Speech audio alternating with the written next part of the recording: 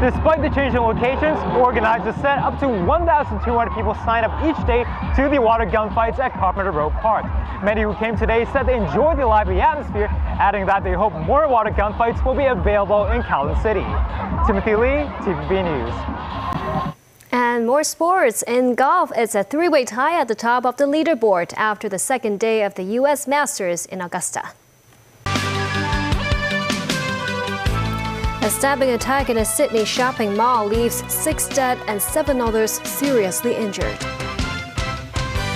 HKU's governing body says a 6-month probe finds misconduct allegations against the university's president, Zhang Xiang, unsubstantiated. And police arrested 11 people on suspicion of faking road accident injuries to seek compensation.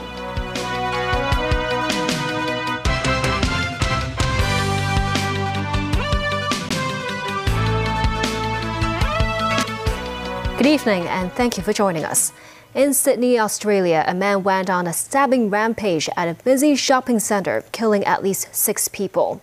7 others remain in serious to critical conditions in hospitals, including a child. The attacker was shot and killed by a policewoman who was at the scene. Authorities say they do not know who the suspect is, nor the motive of the attack. Nasri Karim has more. The Governing Council of the University of Hong Kong clears the university's president and vice-chancellor Zhang Xiang of allegations of misconduct. But Zhang said the harm done to HKU is already hard to reverse. 11 people have been arrested on suspicion of faking road accident injuries to seek compensation. They include 7 secondary school students from Tuen Mun aged 14 to 15. Among 5 people remain in critical condition days after the deadly fire in New Lucky Plaza in Yau Ma Tei. Authorities decided to stop using the iInvigilation app for the Hong Kong Diploma of Secondary Education examination starting today. That's after the roll call app crashed on Thursday and Friday. Philippine President Ferdinand Marcos Jr. said a cooperation agreement by the Philippines, the United States and Japan will change the dynamic in the South China Sea and the region. China reiterated its opposition to the bloc politics after a joint statement by the 3 countries on issues related to Taiwan, the South China Sea and the East China Sea. Tracy Furness reports. Still ahead. Welcome back. U.S. President Joe Biden has warned Iran could attack Israel soon, and when asked about his message to Tehran, he simply said, "Don't." Iran is said to be discussing a plan to attack Israel over this month's strike on Iran's embassy compound in Syria that killed senior Iranian military figures. Biden has vowed to defend Israel from any attack by Iran, which supports Palestinian group Hamas in the Gaza war.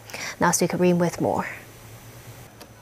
1 person died and 13 others were injured, with 2 still in critical condition after a stolen semi-truck was driven into a building in the U.S. state of Texas. Officials in Branham, about 90 minutes west of Houston, say the driver intentionally drove the 18-wheeler into a government office. Authorities say the suspect, who is now in custody, was denied a commercial driver license at that same office the day before. More details from NBC News. Deadly moments in Texas. The former vice president of Ecuador will remain in prison to serve the remainder of a sentence over a corruption case. This after a judge in Ecuador ruled last week's arrest of Jorge Glass during a police raid on the Mexican embassy in Quito, where he had been living, was illegal. Back locally, disciplinary forces across the city arranged open days for the upcoming National Security Education Day. Chief Executive John Lee said the government will enhance national security in the SAR and transform it into a mainstream value among the community. Timothy Lee reports. Kowloon City's Thai community gave a wet welcome to the Songkran Festival, otherwise known as Thai New Year. This year's celebrations also broke from tradition, with the annual water gunfight sessions having moved from South Wall Road to Carpenter Road Park. Views on the change in location were split among both locals and revelers. Timothy Lee was at Kowloon City today. Despite the change in locations, organizers said up to 1,200 people signed up each day to the water gunfights at Carpenter Road Park. Many who came today said they enjoyed the lively atmosphere, adding that they hope more water gunfights will be available in Kowloon City. Timothy Lee, TVB News. And more sports. In golf, it's a three-way tie at the top of the leaderboard after the second day of the U.S. Masters in Augusta. In tennis, Novak Djokovic is back in the semifinals at the Monte Carlo Masters for the first time since 2015. And that's the news. Thank you for watching.